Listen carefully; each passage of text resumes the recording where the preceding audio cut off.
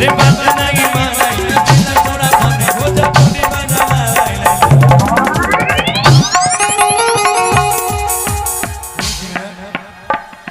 कि रे बात नहीं माने और ना चले छौड़ा खाने कि भोजपुरी बजावा और चमक रे आएगा कि डीजे जवा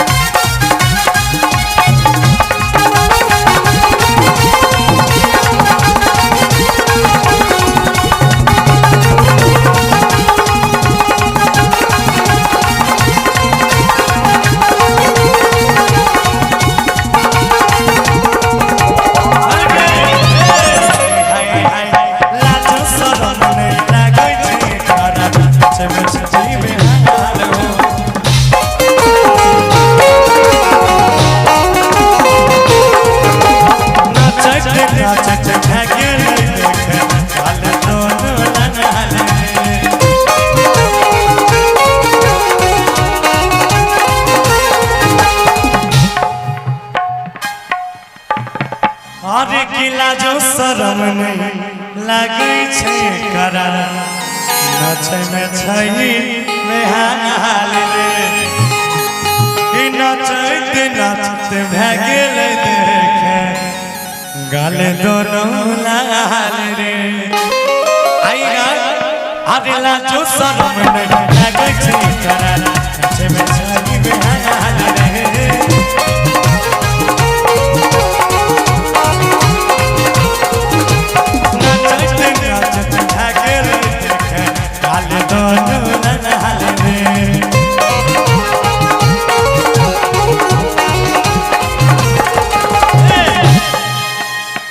अच्छा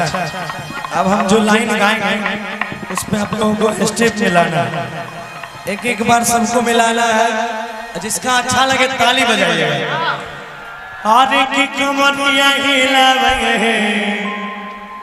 एक बार और देख ले आरे कमरिया हिलावे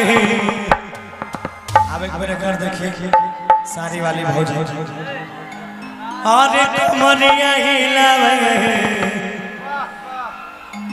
अब एक अच्छा लोग देख लिए ये बार नया टिकोला आरे कमरिया हिलावे ताली हो जाएगी कि कमरिया हिलावे आरे देह डीजे पे डोलावे कि लेके भाई सबके संग में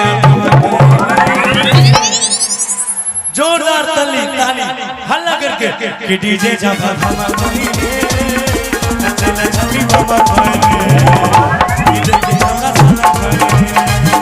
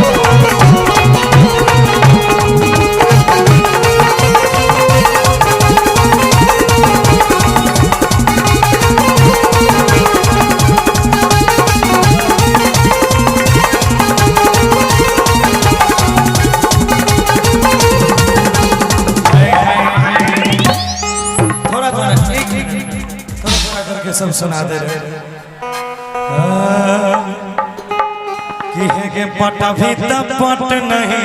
छौड़ी हाट कि तोरा ऐसन कहते के कैसे के छोड़ देले